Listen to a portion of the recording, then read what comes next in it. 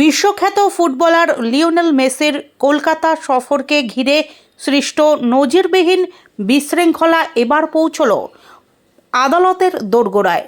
সল্টলেকের যুব ভারতী ক্রীড়াঙ্গনে ঘটে যাওয়া অশান্তির ঘটনায় কলকাতা হাইকোর্টে জনস্বার্থ মামলা দায়ের হলো। জানা গেছে, মঙ্গলবার প্রধান বিচারপতির ডিভিশন বেঞ্চে এই মামলার শুনানি হতে পারে। গত 13ই ডিসেম্বর শনিবার যুব ভারতী স্টেডিয়ামে মেসির উপস্থিতিকে কেন্দ্র করে উত্তাল হয়ে ওঠে পরিস্থিতি। প্রিয় ফুটবলারকে এক ঝলক দেখার আশায় দর্শকরা সাধ্যের বাইরে গিয়ে চড়া দামে টিকিট কিনেছিলেন, কিন্তু নির্ধারিত সময়ে মাঠে মেসির প্রবেশ সত্ত্বেও ভিআইপিদের ভিড়ে সাধারণ দর্শকদের চোখে পড়েনি তার অবয়ব। এই হতাশা থেকেই মুহূর্তের মধ্যে ক্ষোভ বিস্ফোরণের আকার নেয়।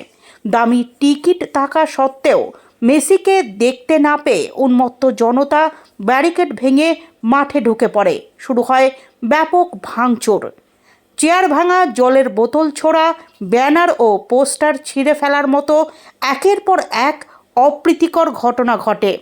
গোটা স্টেডিয়াম কার্যত রণক্ষেত্রে পরিণত হয়। ঘটনার দায় গিয়ে পড়ে উদ্যোক্তা সংস্থার ওপর। জানা যায়, ওই সময় মেসির সঙ্গে হায়দ্রাবাদের আরেকটি অনুষ্ঠানে যোগ দিতে যাচ্ছিলেন মূল উদ্যোক্তা শতদ্রু দত্ত। জনরোষ সামাল দিতে তাকে দমদম বিমানবন্দর থেকে প্রথমে আটক করে পুলিশ, পরে সিআইএসএফের সহযোগিতায় তাকে গ্রেফতার করা হয়।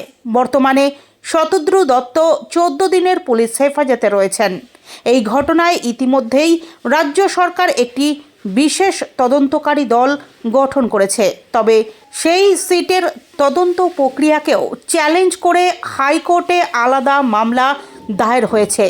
চলতি সপ্তাহেই ভারপ্রাপ্ত প্রধান বিচারপতির ডিভিশন বেঞ্চে ওই মামলার শুনানি হতে পারে। সূত্রের খবর, সোমবার সকাল 11টা নাগাদ কলকাতা হাইকোর্টে যুব ভারতী কাণ্ডে জনস্বার্থ মামলা দায়েরের আবেদন জানান আইনজীবী বিল্লোদ্দল ভট্টাচার্য।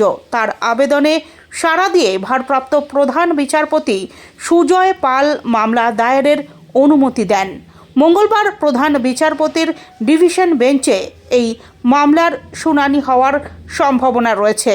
কলকাতার ক্রীড়া জগতে এমন ঘটনার তীব্র নিন্দা করেছে সর্বস্তরের মানুষ।